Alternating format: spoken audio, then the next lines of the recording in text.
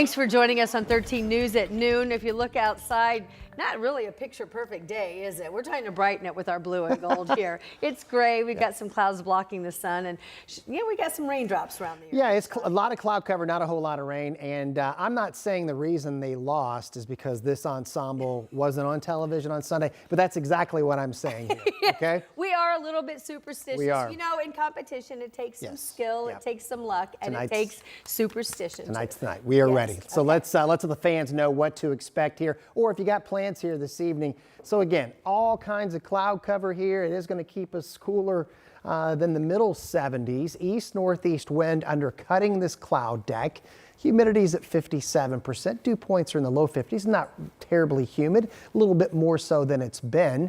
And here's again, a lot of clouds, a lot of what you see on radar, that's ground clutter, but there's occasional raindrops and a few showers. A little more prevalent Columbus towards southeastern sections of the state here.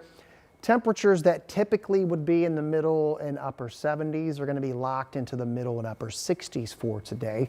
But you can see, again, there's not widespread heavy rain. So what we're trying to tell you is the clouds are going to probably look worse than what's going to happen. But at times you will have some occasional raindrops here. We'll keep it in the mid 60s at 6 or 7 o'clock.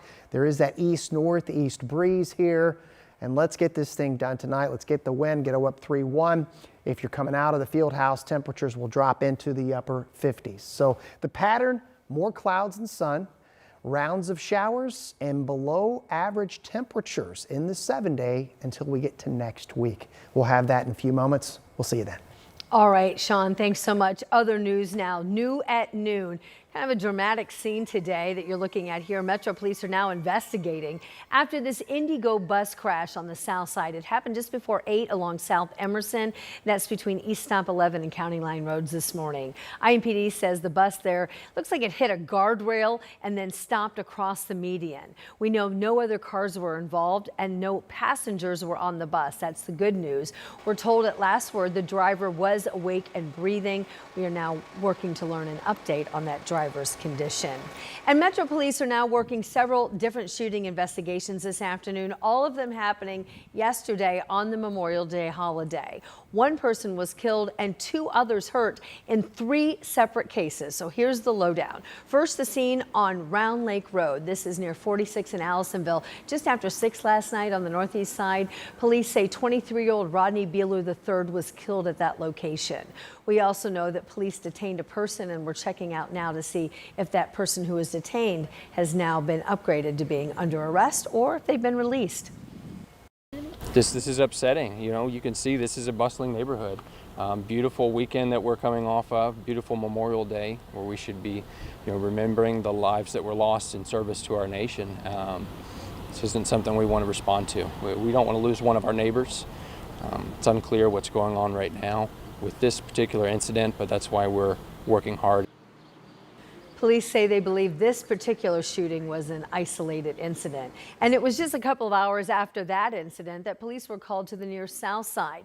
And this morning, officers are confirming that they have made an arrest in the case. This shooting happened near Raymond and Shelby Streets just before 8 last night. And so police tell us that the man was shot, awake and breathing when he went to the hospital. Officers brought a canine in to help track down the gun involved. Right now, we're reaching out to police for more about the arrest and learn more about the person who was shot there. We're also looking to learn more about a shooting that happened in downtown Indianapolis. We brought you as breaking news here yesterday. We want to show you the scene near Pennsylvania and Maryland. Police say the person shot was in critical condition and went to the hospital. Officers did detain a person of interest in that case. That person since released. Right now, we're working to learn more about what may have led up to the gunfire there. And turning now to an expansion effort to feed kids in Indianapolis. It comes as the state of Indiana opts out of a federal program that provides food for hungry children throughout the summer months. Logan Gay spoke with a woman determined to address this growing need and help families all across the state. For 4 years, Deandra Rayner has been filling these community fridges she set up around Indy with free fresh fruits, vegetables, meats, and drinks. Over the years, she has seen the need grow. A lot of people are struggling, and if I can help them in any way, why not?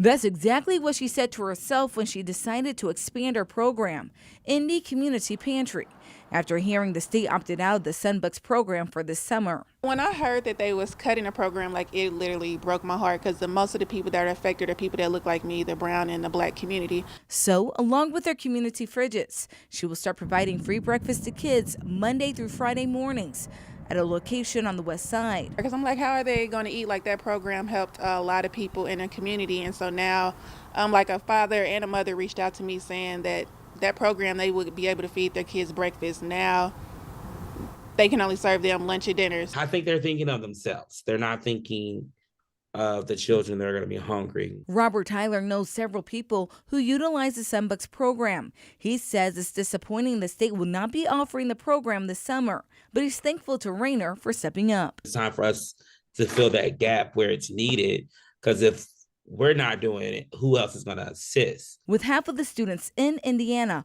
qualifying for free or reduced lunch last year, both Rayner and Tyler hope other people will also step up and help. It may not be enough, but we can start somewhere. That should not be a child's worry, is where their next meal is going to come from. So if I can lessen that worry, why not? And the question so many of us are asking right now is, frankly, why is there no Sunbucks program for the summer of 2025? A recent statement from the Family Social Services Administration says the necessary groundwork was not done in time for a summer launch. The state did not rule it out for future years. Also, a spokesperson for FSSA said students across the state can still access free summer meals at hundreds of locations statewide.